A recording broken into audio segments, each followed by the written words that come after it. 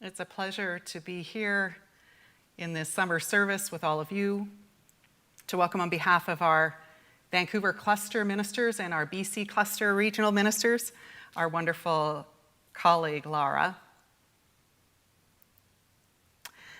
Back in April, when the weather started to warm up, because I have a balcony that faces west, and this is the new first year that I've been in this unit at Le Coeur Co-op, I knew when the sun was shining in, it was going to get very hot in my place this summer.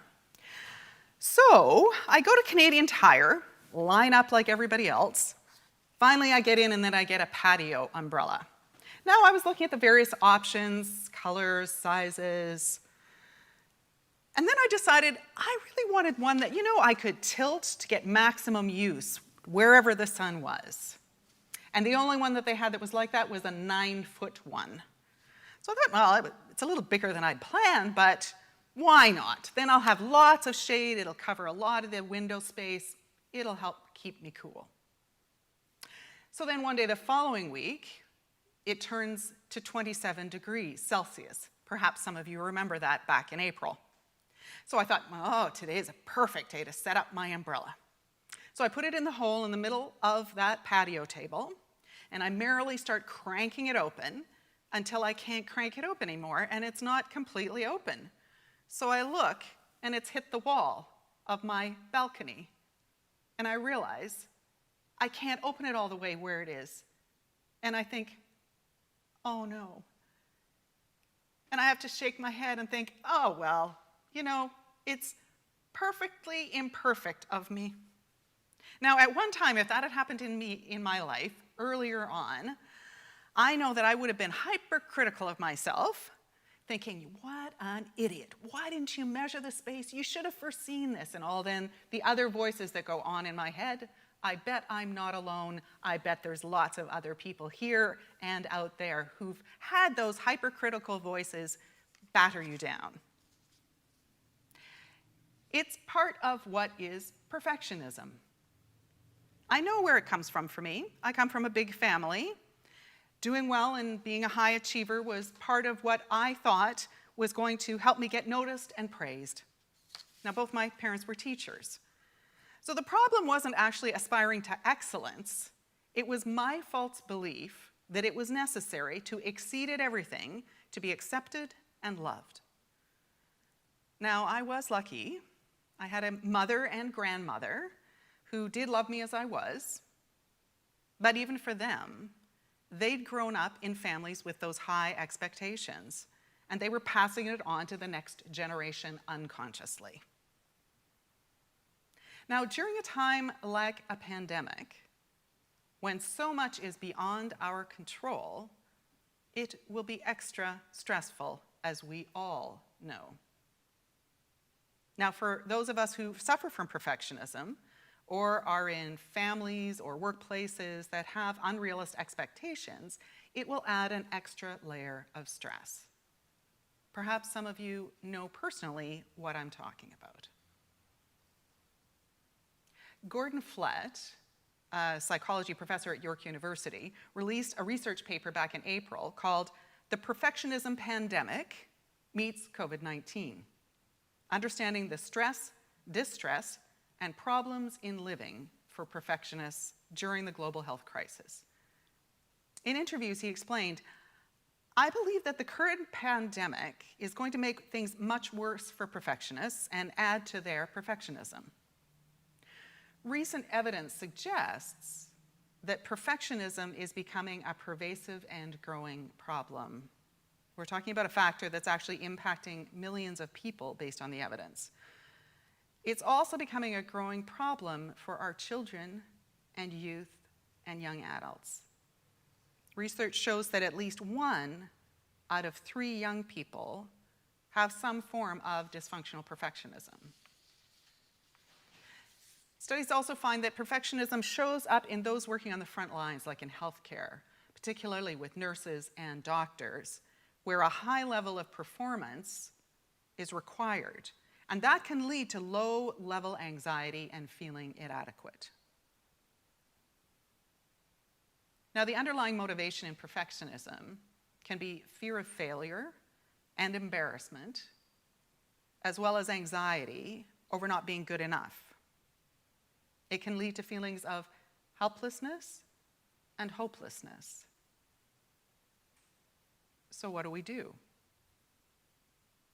Fletcher encourages perfectionists to practice mindfulness and to be aware of the fact that the struggles they face are normal. To be self-compassionate and realize that others are feeling the same way. They're not alone.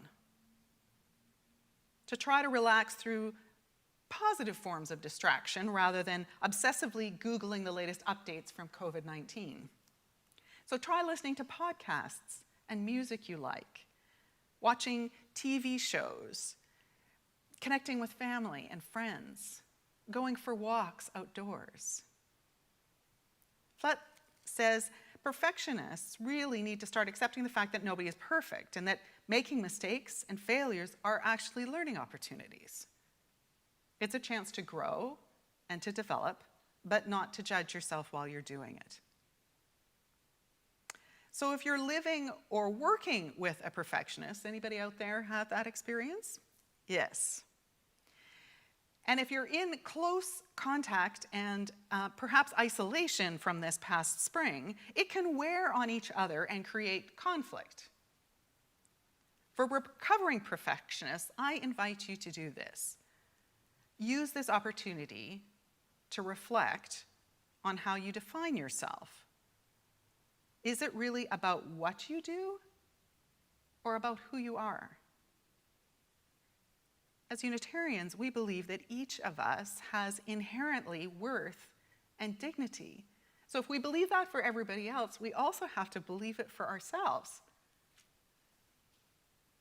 So how can we find satisfaction in relaxing more and test out how it feels to have things just good enough? Now, besides at an interpersonal level, perfectionism also has an impact at a congregational level and at a societal level. When I started my ministry with the Beacon congregation last fall, I talked with them about how when congregation members are used to things being done in a certain way, sometimes they think that's the perfect way, the only way. And they're reluctant to being open to change.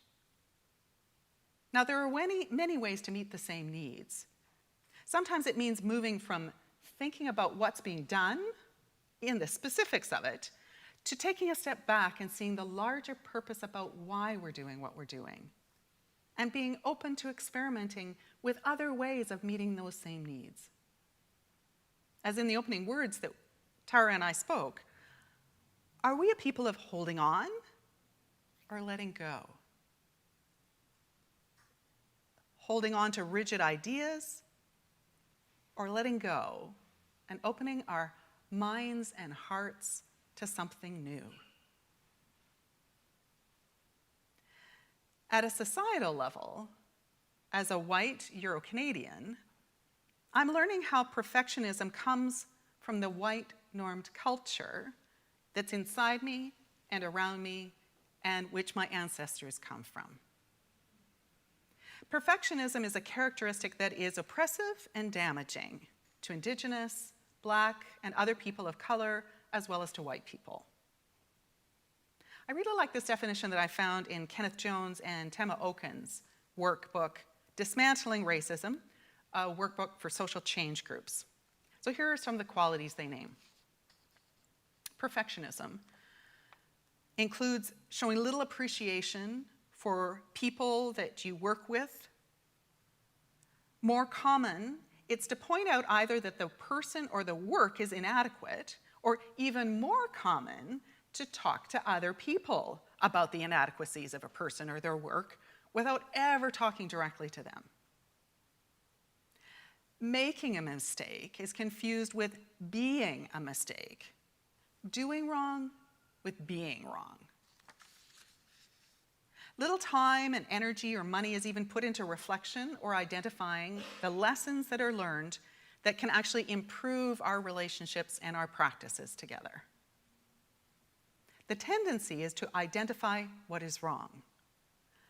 Little ability to identify, name, and appreciate what is right.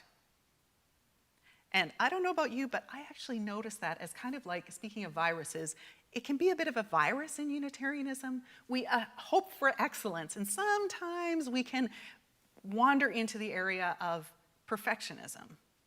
I know it's true for me. I'm guessing I'm not alone. Now, luckily, they also name some antidotes. They encourage us to develop a culture of appreciation, where the organization takes time to make sure that people's works and efforts are appreciated. To develop a learning organization, where it's expected that everybody will make mistakes, and those mistakes offer opportunities for learning. That we separate the person from the mistake. When offering feedback, always speak to the things that went well before offering criticism, and ask people to offer specific suggestions for how to do things differently when offering what we hope is constructive criticism. So I was curious to learn more about how perfectionism developed in the dominant white culture. So I got back to thinking of the ancient Greeks. Their ideas have pervaded the culture of my European ancestors. Plato referred to the forms, those concepts outside of the material world that for him were what were actually real, whether they were concepts of beauty, justice, or truth. They could be perfect as an idea. So as I was reading more about various philosophical meanings and nuances, I found a different angle on how perfectionism can refer to an account of a good human life, an account of human well-being. Stanley Cavell, in a lecture called Moral Perfectionism, describes it as a way of thinking about morality that we've seen in certain words of philosophy, in literature and film. So besides the perfectionism discussed by Plato and Aristotle, Cavell includes the philosophy actually of Ralph Waldo Emerson. He also includes artists such as William Shakespeare, Henrik Ibsen. I imagine there are other artists that you know of that have inspired you about ways of living a good life. Cavell's idea is that our primary task as human beings is to become more fully human, to realize this in our lives.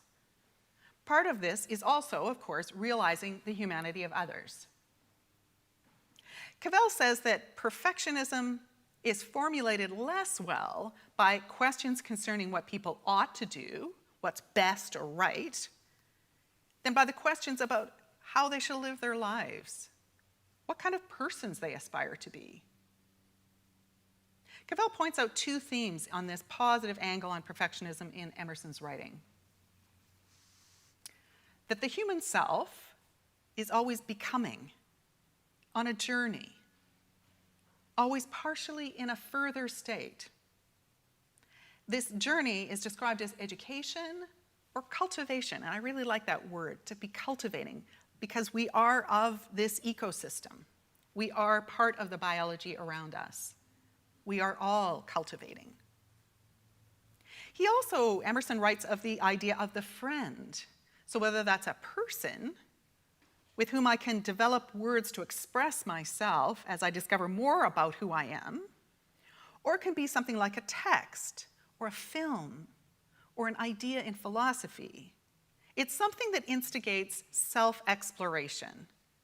It's kind of accompanying me on self-development. So whether they're a person or some kind of outside text or film, both guide rather than provide the answer.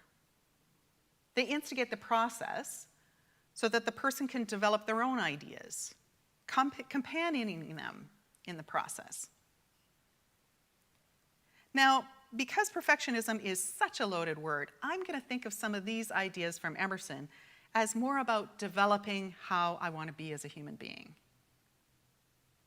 I think about this present journey that I'm on, that we're all on in this pandemic. The friends who I have walked with, who support me, while I articulate what I want to become. Whether that person is a friend or a creative work. I've turned to books and films that really have inspired me to remind me of what is important to me about being human, how to be together with others. Like Emerson discovered with his daughter, of course it's about giving of myself rather than giving things, giving time to each other. That's the beauty of being in an intentional community like this one, like other Unitarian communities across the globe. So I invite you to think, is there a book or a film, a TV show that comes to mind about where you have learned more about who you want to be? Something that you've turned to in the last 6 months? Is it a person that comes to mind that has been accompanying you as you discover how you want to be now in this world at this time?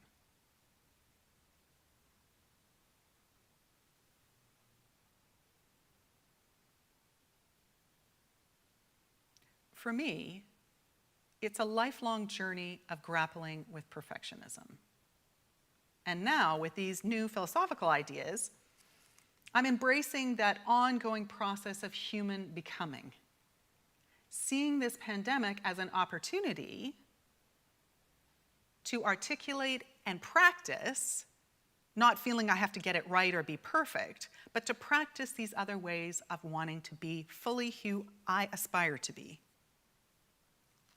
Now, I want to share, in closing, one technique that I was taught by my spiritual director, who also comes from an arts background like I do. It's a way of engaging that critical and the compassionate voices within ourselves, including our sense of humor and humility. So the next time something happens when that internal voice in your head starts to criticize you, like it did for me with the umbrella, I want you to imagine that critical voice as a character. I want you to picture that character in your mind, what they look like, what they're wearing. You may even decide what their name is. Then picture that loving, caring, compassionate part of yourself, the part that accepts you for who you are. What does that character look like? What do they sound like? And if you have a hard time bringing that part up about yourself, imagine talking to someone who's dear to you, someone who you care about, who needs your love and care. Use that voice to talk to yourself. Then enter into a dialogue with those parts of yourself. And if that critical voice is very loud, imagine just turning the volume down, like Christian could turn, or Galen could turn the volume down on my mic right now. Just imagine turning that volume down on the critical voice, and then turning the volume up on the compassionate voice. Listen to what those voices have to say to you. You might be surprised. And when that critical voice that wants so much to help you might try and get louder again, just say to it, "Thank you for caring. You can sit in the corner and relax. I've got this. Me and my loving self, we've got this." So in closing, I want to go back to my first story about the umbrella. I see now that I did actually apply what Dr. Flett recommended. When I saw that that umbrella was a size bigger than I needed, I just accepted it's not the ideal. But I had to first pause and take a breath. I had to look around and get curious. What are the other options? And when I did that, when I relaxed and got curious, I immediately saw I could move the table further out. I could kind of push it right against the balcony, what do you call it? Railing. And when I did, I could crank it open, and it was like really right against the wall of the patio, of the balcony, but it at least was completely open. Now, yes, I can't use the tilt function that I bought it for, but that's okay. It doesn't have to be ideal. It's good enough. And then I I got to lie on my chaise lounge, read a book, and enjoy the glorious weather that we had in April and the glorious weather that we have now.